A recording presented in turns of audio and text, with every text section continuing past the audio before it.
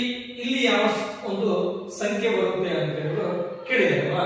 ಅಂದ್ರೆ ಇಲ್ಲಿ ನಾವು ಇಲ್ಲಿ ಕೇಳಿದ್ರಿಂದ ನಾವು ಈ ನೋಡಿ 125 ಏನ್ ಬರ್ತಪ್ಪ ಅಂತಂದ್ರೆ ಸ್ವಲ್ಪ ನಾವು ಈ ಸ್ಕ್ವೇರ್ ಅಥವಾ ಕ್ಯೂಬ್ ಅನ್ನು ನೋಡ್ಬೇಕು ಅಂದ್ರೆ ಈ 5 ಇರೋದ್ರಿಂದ ಏನ್ ನೋಡ್ಬೇಕು ಅಂದ್ರೆ 5 ಇಂಟು 5 ಮಾಡ್ಬೇಕು.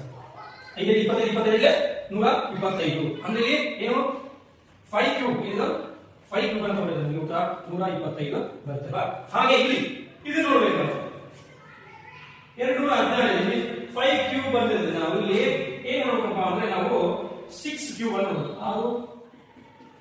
36 ಆಲೆ 216 ಬರುತ್ತೆ. 216 ಅಂದ್ರೆ ಇಲ್ಲಿ 6 ಕ್ಯೂಬ್ ಬರುತ್ತೆ. ಇಲ್ಲಿ 5 ಕ್ಯೂಬ್ ಬಂದಿದೆ, ಇಲ್ಲಿ 6 ಕ್ಯೂಬ್ ಬಂದಿದೆ. ನಾವು ಈಗ ಉತ್ತರವನ್ನು ನೇರವಾಗಿ ನಾವು 7 ಕ್ಯೂಬ್ ಅನ್ನು ಹಾಕಿ ನೋಡಬೇಕು. 7 1 7 7 ಅಲ್ವಾ? 49 7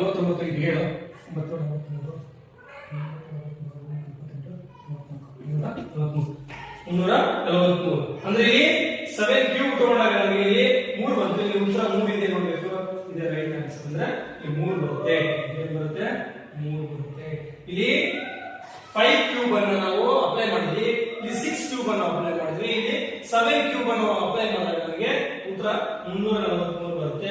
ಉತ್ತರವನ್ನು ಇಲ್ಲಿ ಯಾವ ಒಂದು ಸಂಖ್ಯೆ ಬರುತ್ತೆ ಅಂತ ಹೇಳಿ ಕೇಳಿದೆ ಅಲ್ವಾ.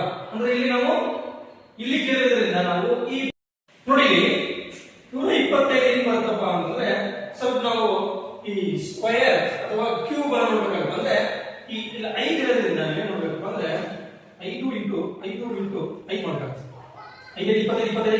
125 ಅಂದ್ರೆ ಇಲ್ಲಿ ಏನು 5 ಕ್ಯೂಬ್ ಇದು 5 ಕ್ಯೂಬ್ ಅಂತ ನೋಡಿದ್ರೆ ನೀವು 125 ಬರ್ತದೆ.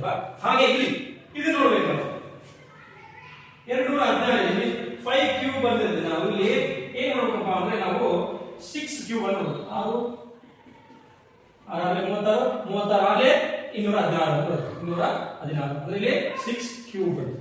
ಇಲ್ಲಿ 5 ಕ್ಯೂಬ್ ಬಂದಿದೆ, ಇಲ್ಲಿ 6 ಕ್ಯೂಬ್ ಬಂದಿದೆ. ನಾವು ಈಗ ಉತ್ತರವನ್ನು ನೇರವಾಗಿ ನಾವು 7 ಕ್ಯೂಬ್ ಅನ್ನು ಹಾಕಿ ನೋಡಬೇಕು. 7 1 7 7 ಅಲ್ವಾ? 49 7